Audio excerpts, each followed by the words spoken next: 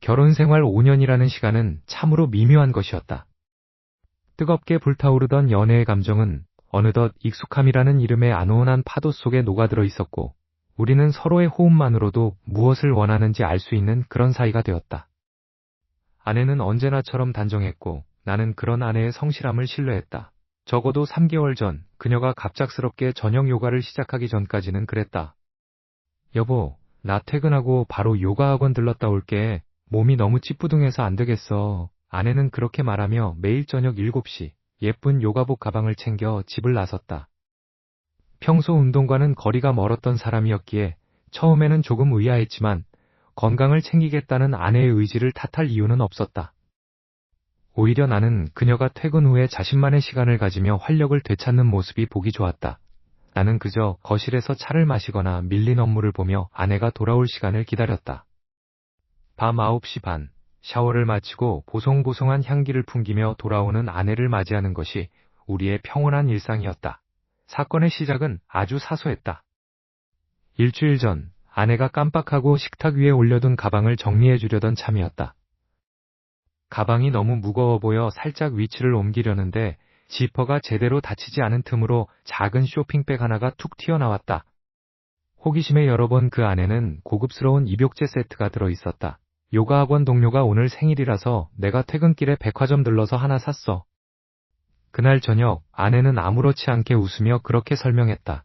나는 고개를 끄덕였다. 그녀의 직장 동료들이라면 충분히 그럴 수 있는 일이었다. 평소에도 사람을 잘 챙기는 아내의 성격을 알기에 나는 그 입욕제를 다시 쇼핑백에 넣어 가방에 넣어주었다. 그 순간에는 아무런 의심도 불쾌함도 없었다. 그저 아내가 참 따뜻한 사람이구나 하는 생각뿐이었다. 나는 아내를 완전히 믿고 있었으니까. 하지만 그 평화는 오늘 밤 아주 날카로운 균열을 일으켰다. 그날 밤 아내는 평소보다 조금 더 지친 기색으로 돌아왔다. 요가 수업이 힘들었는지 침대에 눕자마자 깊은 잠에 빠져들었다. 나는 거실에서 노트북을 하다가 잠시 침실로 들어왔다. 은은한 조명 아래 규칙적으로 오르내리는 아내의 등을 바라보고 있었다. 그때였다. 협탁 위에 올려져 있던 아내의 스마트폰 화면이 짧은 진동과 함께 환하게 밝아졌다. 보통이라면 무심코 지나쳤을 빛이었다. 하지만 그날은 왠지 모를 서늘한 감각이 등줄기를 타고 흘렀다. 잠든 아내의 곁에서 조용히 숨을 죽인 채 나는 반사적으로 휴대폰 화면으로 시선을 옮겼다. 화면 잠금 상태였지만 상단바에 뜬 메시지 알림은 너무나도 선명했다. 발신자 없음. 오늘 수업 어땠어? 다음에는 조금 더 조용한 곳으로 가지 않을래? 머릿속이 하얗게 전멸했다. 요가 학원이라면 분명 수많은 사람이 함께 수업을 듣는 곳일 텐데 왜 조용한 곳이라는 표현을 쓰는 걸까? 그리고 왜 발신자 없음이라는 이름으로 연락이 오는 걸까?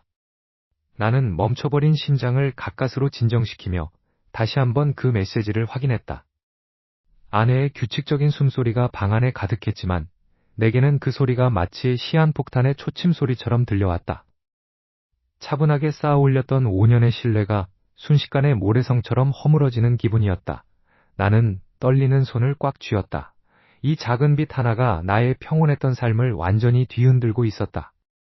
과연 내 옆에서 잠든 아내는 누구를 꿈꾸고 있는 걸까? 나는 숨을 멈춘 채 다시 한번 어둠 속에서 밝게 빛나는 그 액정을 응시했다. 의심은 그렇게 예고도 없이 내 심장을 파고들었다. 결혼 5년 차, 우리의 일상은 언제나 잔잔한 호수 같았다. 하지만 그 고요함에 조금씩 균열이 가기 시작한 건 아주 사소하고도 낯선 변화들 때문이었다.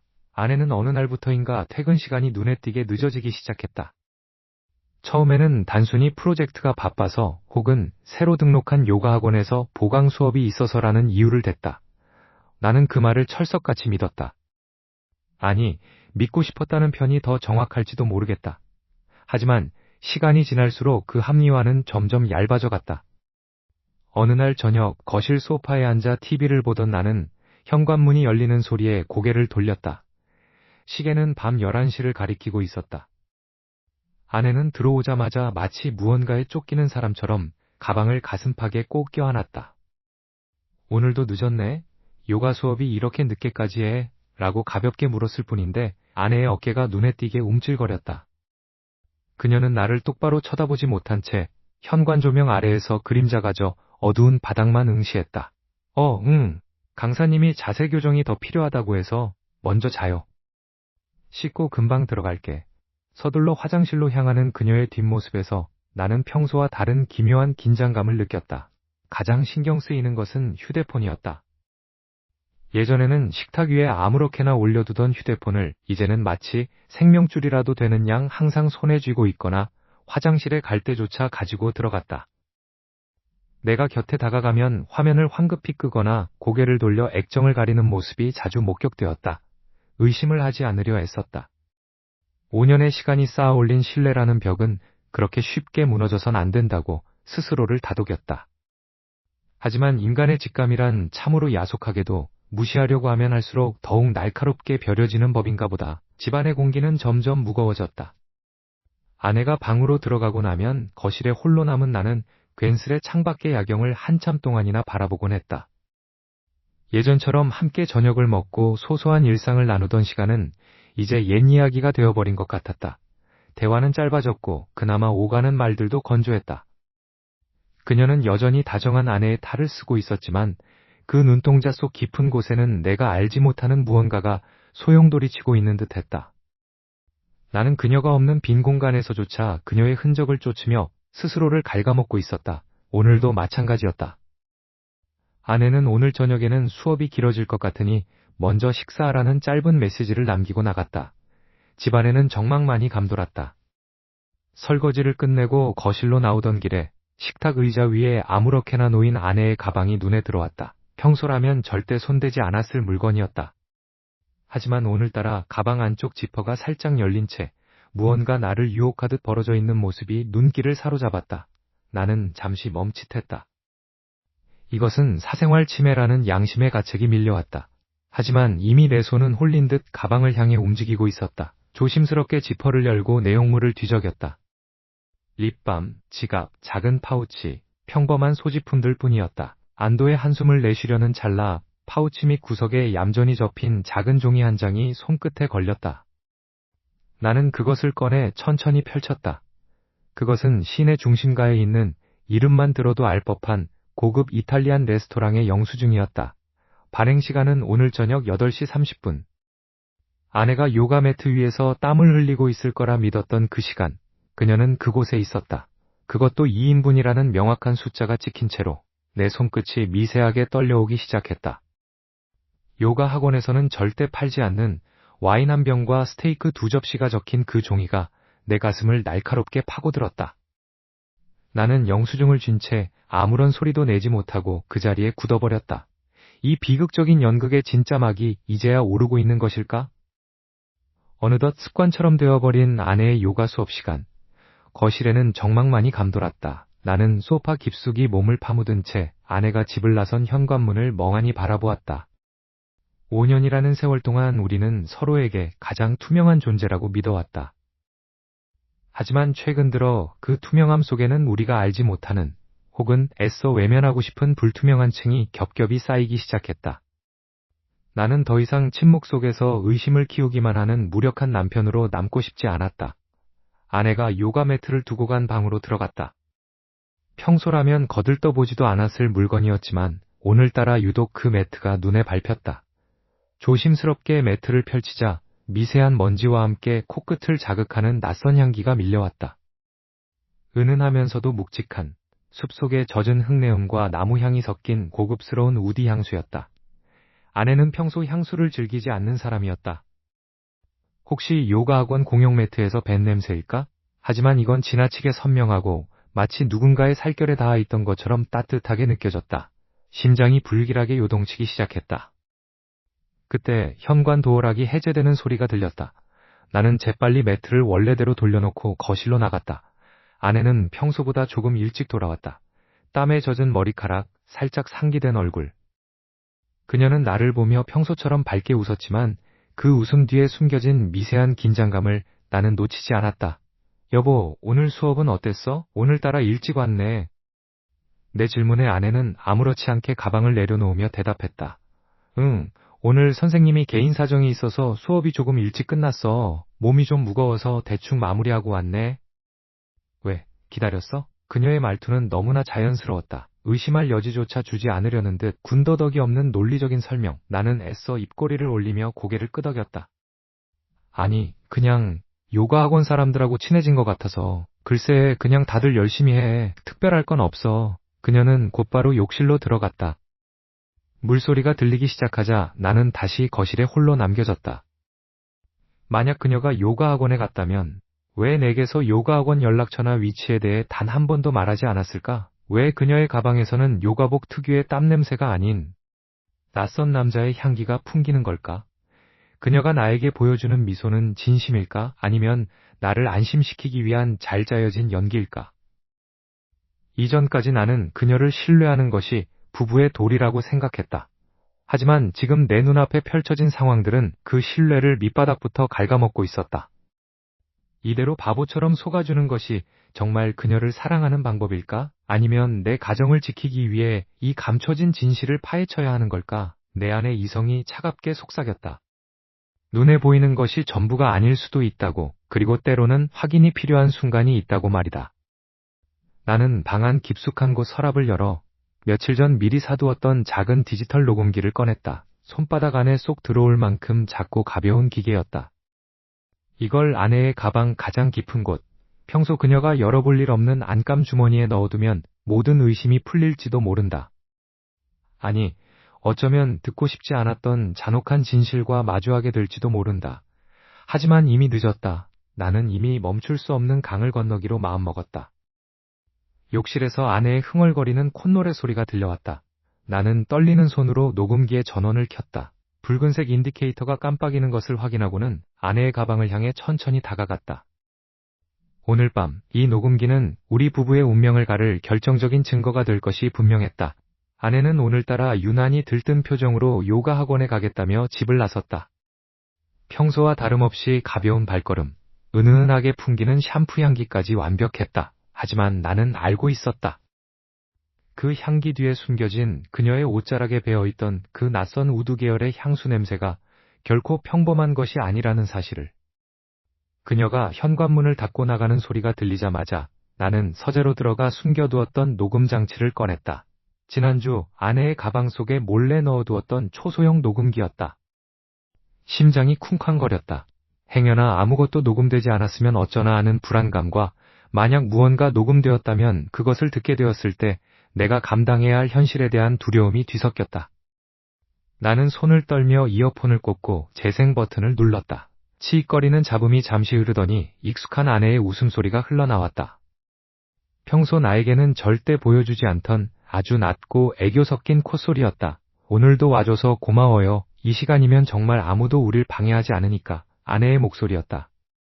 심장이 덜컥 내려앉았다. 이어서 들려오는 남자의 목소리는 기괴했다. 누군가 의도적으로 변조한 듯 쇳소리가 섞인 둔탁한 저음이 스피커를 타고 흘러나왔다. 나도 마찬가지야. 이렇게라도 보지 않으면 숨이 막힐 것 같았거든. 당신 남편은 눈치 못 채? 남자의 질문에 아내는 낮게 킥킥거리며 대답했다. 그 사람? 너무 순진해서 탈이죠. 요가 학원 다닌다고 하면 철석같이 믿고 있거든요. 의심 한번 안 하는 그 모습이 가끔은 불쌍하기도 하지만 한편으론 우리 사이가 더 비밀스러워지는 것 같아서 짜릿해요. 그녀의 말투는 차갑고 냉소적이었다. 내가 알던 다정하고 사려 깊던 아내의 모습은 그곳에 없었다. 남자의 쇳소리 섞인 웃음소리가 이내 방 안을 가득 채웠다. 두 사람은 서로의 몸을 탐하듯 은밀한 대화를 이어갔다. 그 내용은 차마 입에 담을 수 없을 정도로 노골적이고 친밀했다. 남자의 목소리가 너무 심하게 변조되어 있어 그가 누구인지, 직장 동료인지 아니면 전혀 다른 사람인지조차 가늠할 수 없었다. 단지 그 남자가 아내를 다루는 방식, 그리고 아내가 그 남자에게 쏟아내는 애정어린 신음소리가 나의 이성을 마비시켰다. 나는 주먹을 꽉 쥐었다. 손톱이 손바닥을 파고들어 피가 날 것 같았지만 통증은 느껴지지 않았다. 그저 전신이 차갑게 식어가는 기분이었다. 분노가 치밀어 올라 녹음기를 집어던지고 싶었지만 나는 꾹 참아야 했다. 여기서 모든 것을 터뜨리면 저들의 꼬리를 잡을 수 없다. 저 남자가 누구인지, 아내가 언제부터 이런 이중 생활을 시작한 것인지 끝까지 파헤쳐야 했다. 대화는 계속되었다. 남자가 잠시 자리를 비운 사이 아내가 혼잣말처럼 중얼거리는 소리가 들렸다. 금요일 밤 그곳에서 봐요. 이번엔 더 긴 시간 보낼 수 있을 거예요. 그 말을 끝으로 녹음은 멈췄다. 나는 멍하니 허공을 응시했다. 창밖에는 빗방울이 떨어지기 시작했고 적막한 거실은 한층 더 차갑게 느껴졌다. 나는 증거를 확보했다는 사실에 안도해야 할지 아니면 아내의 배신에 절망해야 할지 알 수 없었다. 무력감이 온몸을 짓눌렀다. 시간이 얼마나 흘렀을까? 정적을 깨고 거실 테이블 위에 놓여있던 아내의 휴대폰이 진동하기 시작했다. 아내가 샤워를 하러 들어간 사이 그녀가 실수로 거실에 두고 간 것이었다. 본능적으로 고개가 돌아갔다. 화면 위로 팀 리더라는 이름의 발신자가 보였다. 손이 떨려왔다. 나는 조심스럽게 다가가 화면을 확인했다. 그곳에는 방금 녹음기에서 들었던 도저히 동료 사이에서는 오갈 수 없는 내용이 선명하게 적혀 있었다. 오늘 밤 당신의 남편이 잠든 사이 몰래 빠져나와요. 내 차, 지난번 그 장소에서 기다리고 있을게. 보고 싶어 자기야. 거실의 공기는 무거웠다. 창밖에서 들려오는 희미한 자동차 소음조차 오늘따라 비현실적으로 멀게 느껴졌다. 아내는 소파에 앉아 태블릿 PC를 보며 평온하게 차를 마시고 있었다. 그 여유로움이 오히려 내 신경을 예리하게 긁어댔다. 나는 더 이상 참을 수 없었다. 지난 며칠간 가슴을 짓누르던 의심의 파편들이 목구멍까지 차올라 더 이상 삼킬 수 없는 상태였다. 팀장이라며 내 목소리는 스스로 듣기에도 건조하고 낮았다. 아내의 손끝이 아주 미세하게 멈칫했다. 그녀는 천천히 고개를 들어 나를 바라보았다. 당황함, 공포, 내가 기대했던 반응은 없었다. 그녀의 눈동자는 마치 유리구슬처럼 투명하고 차가웠다. 갑자기 그게 무슨 소리야? 팀장이라니. 당신 회사 팀장 말이야. 나랑 모르는 사이는 아니잖아. 그런데 왜 그 사람이 당신의 개인적인 일상 속에 그렇게 깊숙이 들어와 있는 거지? 내가 모르는 당신의 시간 속에 그 사람이 존재한다는 사실, 도저히 그냥 넘어갈 수가 없어. 나는 떨리는 손을 주먹 쥐며 말을 이어갔다. 증거를 다 보여줄까도 생각했지만 지금은 그녀의 입에서 진실을 듣고 싶었다. 하지만 그녀는 피식 웃음을 터뜨렸다. 그 웃음소리가 마치 내 의심을 조롱하는 것 같아 불쾌했다. 참 기가 막히네. 당신 지금 무슨 상상을 하는 거야? 회사 동료랑 업무적으로 연락 좀 주고받는 게 그렇게 죽을 죄야? 아니면 당신 지금 나를 불륜녀라도 의심하는 거야? 그녀는 자리에서 일어나 내 쪽으로 한 걸음 다가왔다. 그녀에게서 평소 익숙하게 맡았던 은은한 비누향이 났지만 어딘지 모르게 서늘한 기운이 감돌았다. 그녀의 눈빛은 이제 슬픔이나 당혹감이 아닌 나를 향한 노골적인 경멸과 실망으로 가득 차 있었다. 당신 요즘 왜 그래? 도대체 뭐가 그렇게 불안한 거야? 내가 요가를 배우러 다니는 것도 야근이 조금 잦아진 것도 다 우리 미래를 위해서라고 말했잖아. 당신은 내 노력을 고작 그런 더러운 의심으로 짓밟고 있는 거야. 사람을 어디까지 바닥으로 끌어내려야 속이 시원하겠어? 그녀의 말투는 논리적이었고 오히려 나를 궁지로 몰아넣었다. 내가 마치 찌질하고 속 좁은 아내를 구속하는 최악의 남편이 된 것 같은 기분이 들었다. 그녀의 단호한 태도에 내 안의 확신이 흔들리기 시작했다. 혹시 내가 너무 예민하게 군 것일까? 정말로 내가 오해하고 있는 걸까? 아니, 분명히 들었어. 당신이 그 사람과 나누던 대화들, 당신이 숨기던 것들. 그만해. 이제 지긋지긋해. 그녀는 내 말을 단칼에 잘랐다. 그러더니 주머니에서 휴대폰을 꺼내 화면을 톡톡 두드렸다. 그녀의 손길은 더없이 당당하고 거침이 없었다. 나는 마른 침을 삼키며 그녀의 행동을 지켜보았다. 그녀는 스피커폰 모드로 설정을 바꾸고는 연락처 목록에서 누군가를 찾아 통화 버튼을 눌렀다. 좋아. 당신이 그렇게 확신이 안 서면 직접 확인해. 내 팀장님한테 지금 당장 물어보라고. 내가 도대체 무슨 짓을 하고 다니는지, 그분이랑 무슨 관계인지 직접 들어보라고. 신호음이 울렸다. 뚜뚜뚜. 심장이 터질 듯이 뛰었다. 마침내 연결음이 멈추고 스피커 너머로 낯선 목소리가 흘러나왔다. 씨. 이 시간에 웬일이야? 무슨 일 있어? 나의 귀를 의심했다. 아니, 눈을 의심했다는 게 맞을지도 모른다. 그건 분명히 중저음의 남성이 아닌 아주 차분하고 냉철한 느낌의 중년 여성의 목소리였다. 나는 멍하니 허공을 응시했다. 그럼 내가 들었던 그 목소리는, 그 친밀했던 대화의 주인공은 도대체 누구란 말인가? 나의 온 세상이 무너져 내리는 듯한 현기증이 몰려왔다. 아내의 그 싸늘한 눈빛과 비난 섞인 말투가 귓가에서 떠나지 않았다. 나를 의처증 환자 취급하며 몰아세우던 그녀의 모습은 완벽했다. 하지만 내 직감은 그 완벽함 뒤에 숨겨진 균열을 이미 읽어내고 있었다. 아내가 늦게까지 야근이라며 집을 비운 그날 밤, 나는 결심했다. 더 이상 멀리서 지켜보기만 하는 관찰자가 아니라 그 거짓의 근원지로 직접 뛰어들기로 말이다. 회사 건물은 밤이 되자 기묘할 정도로 고요했다. 경비원의 눈을 피해 몰래 들어선 사무실은 서늘한 공기가 감돌았다. 아내의 자리는 깔끔하게 정리되어 있었지만 어딘가에서 풍기는 미세한 우드 향이 코끝을 자극했다. 요가 매트에서 났던 그 냄새였다. 나는 서둘러 아내가 그토록 입에 올리던 팀장의 자리로 향했다. 명패에는 강지훈이라는 이름이 적혀 있었다. 순간 심장이 덜컥 내려앉았다. 강지훈, 대학 시절 내가 가장 믿었고 내 모든 것을 공유했던 녀석의 이름이었다. 설마 하는 마음으로 책상 위에 명함을 뒤졌다. 손끝이 떨렸다. 녀석은 우리가 결혼한 지 얼마 되지 않았을 때부터 줄곧 아내와 같은 부서에서 근무하고 있었다. 2년, 무려 2년이라는 시간을 나와 내 아내, 그리고 지훈이는 서로를 완벽하게 속이며 지내왔던 것이다. 같은 식탁에서 밥을 먹고 대학 동창회에서 함께 술잔을 기울이던 그 2년 동안 그들은 내 뒤에서 어떤 표정으로 나를 비웃고 있었을까? 사무실 동료들 또한 이 관계를 알고 있었다는 사실이 소름 끼치게 다가왔다. 그들은 모두 공범이었다. 아내의 야근, 출장, 갑작스러운 회식은 모두 나를 따돌리고 둘만의 시간을 갖기 위한 정교한 연극에 불과했다. 배신감은 분노를 넘어선 허무함으로 다가왔다. 사무실 한 구석에 있는 지훈의 개인 서랍을 조심스럽게 열었다. 그곳엔 아내가 평소에 즐겨 쓰던 향수와 비슷한 향이 배어있는 손수건, 그리고 낯익은 필체의 메모지들이 쏟아져 나왔다. 그들이 나눈 미래와 사랑의 속삭임이 고스란히 기록된 증거들이었다. 나의 분노는 점차 이성적인 사고를 마비시켰다.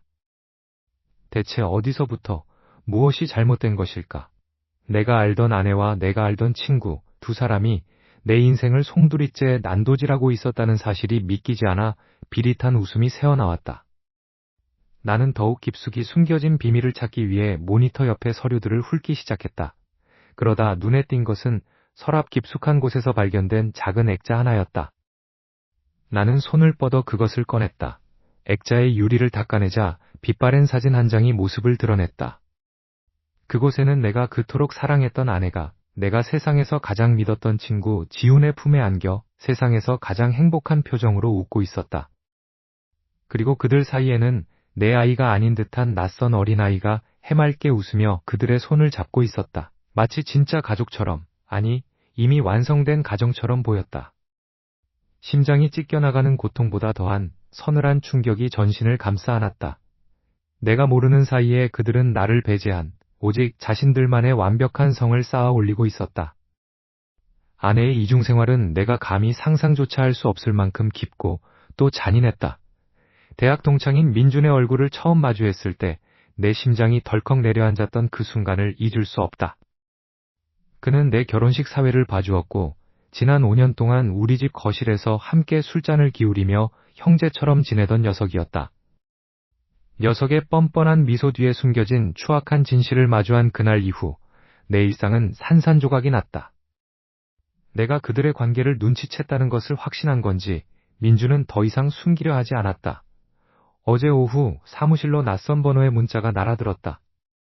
너 우리가 2년 전 그 프로젝트에서 빼돌렸던 비자금 내역 전부 가지고 있지? 회사에 터뜨리기 전에 조용히 있는 게 좋을 거야. 너도 공범이라는 사실 잊었어? 손끝이 떨려왔다. 사실 그 프로젝트는 민준의 제안으로 시작되었지만 그 대가로 내가 챙긴 돈은 단 한 푼도 없었다.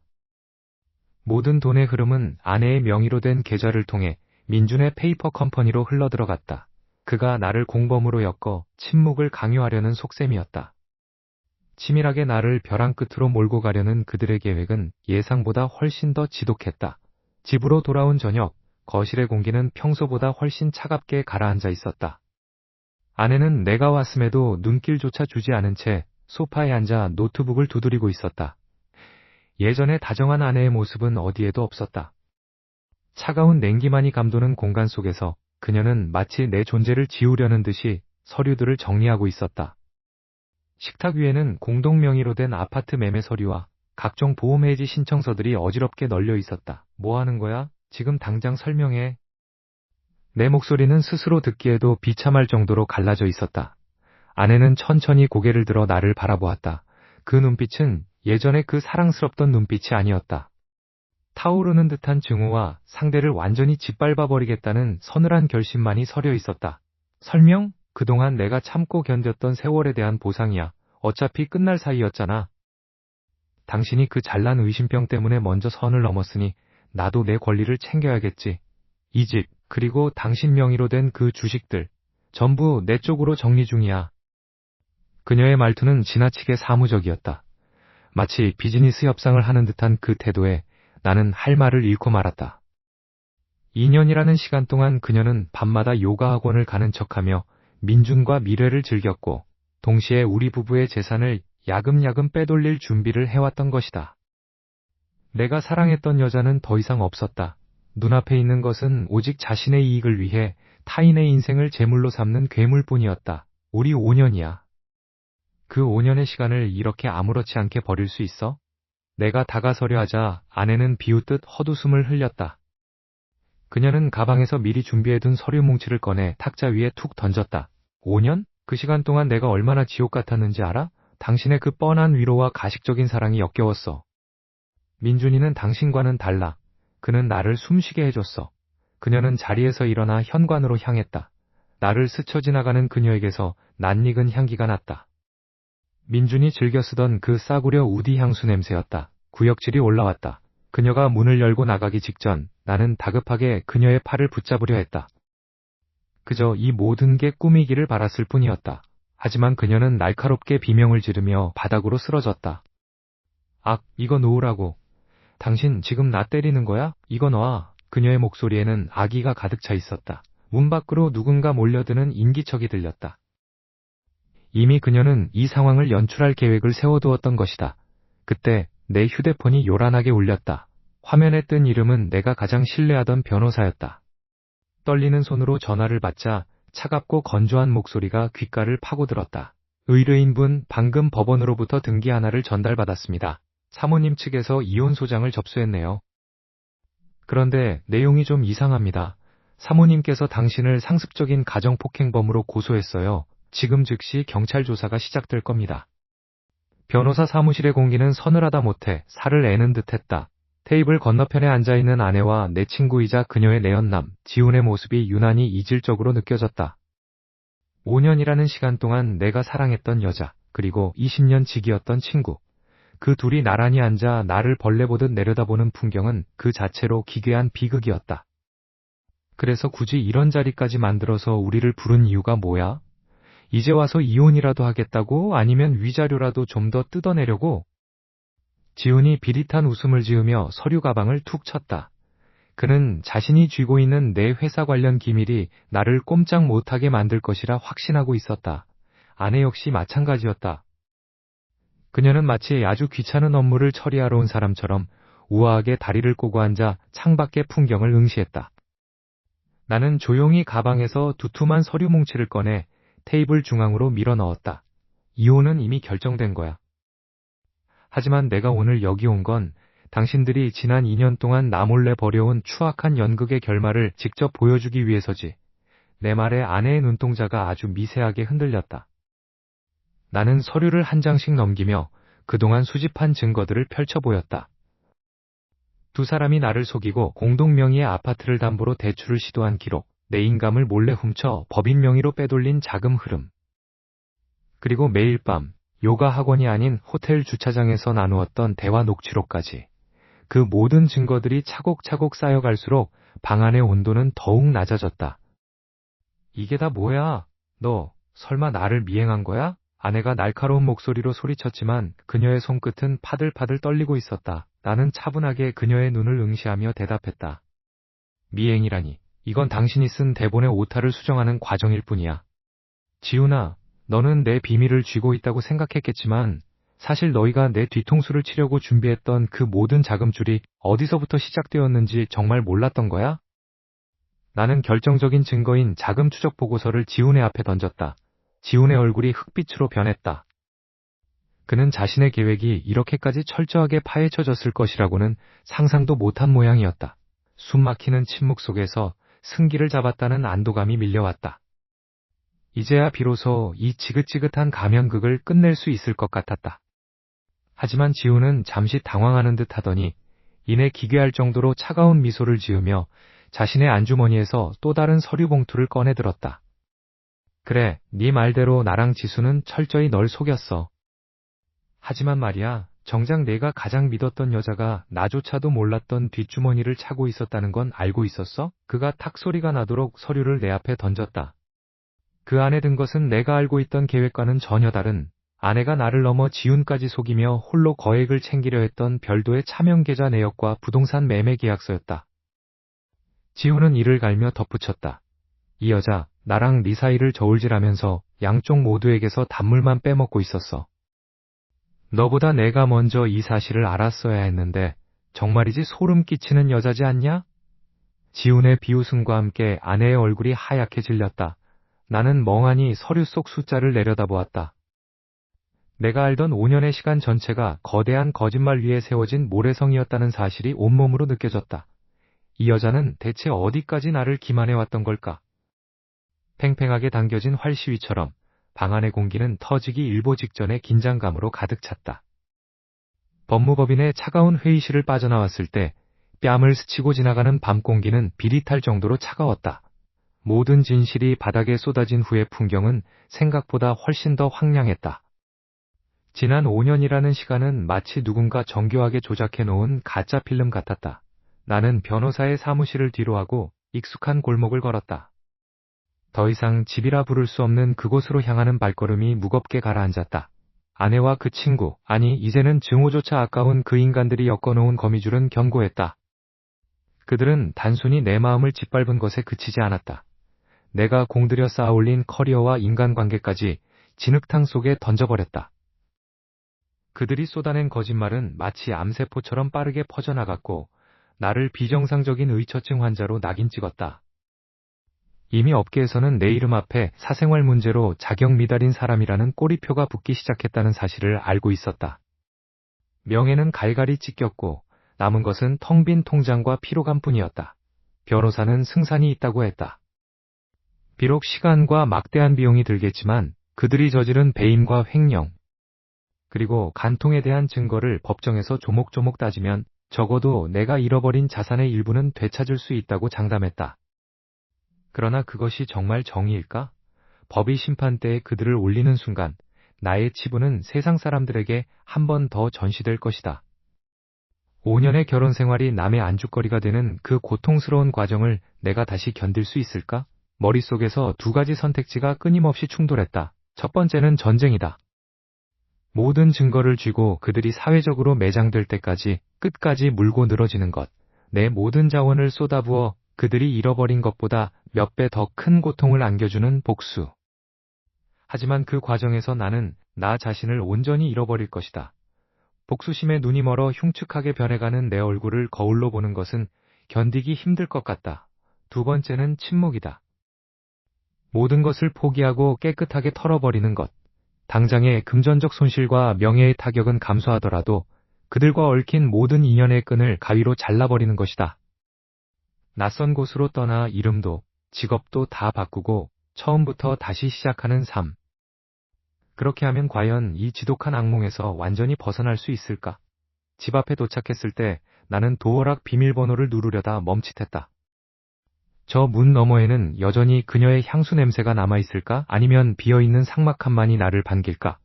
불은 꺼져 있었지만 누군가 안에 있다는 인기척이 느껴졌다. 어쩌면 그녀는 마지막까지 자신의 방어선을 구축하기 위해 나를 기다리고 있는지도 모른다. 주머니 속에서 진동이 울렸다. 변호사로부터 온 메시지였다. 결정하셨나요? 내일 아침까지 고소장 접수 여부를 알려주셔야 합니다. 나는 차가운 철제문 손잡이를 잡았다. 이 문을 여는 순간 나는 과거의 나를 완전히 죽여야 한다.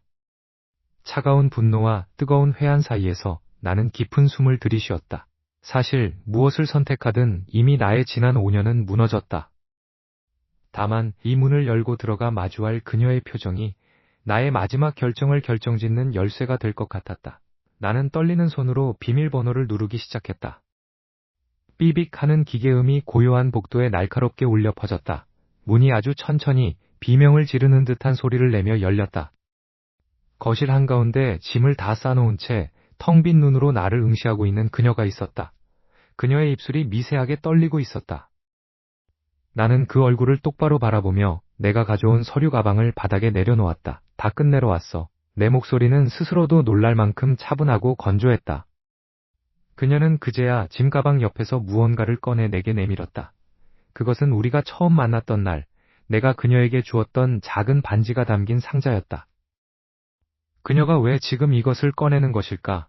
이 상자 안에는 내가 알지 못했던 또 다른 진실이 들어있는 것일까? 아니면 그녀가 준비한 마지막 반격의 서막일까? 나는 천천히 손을 뻗어 그 상자를 향해 다가갔다.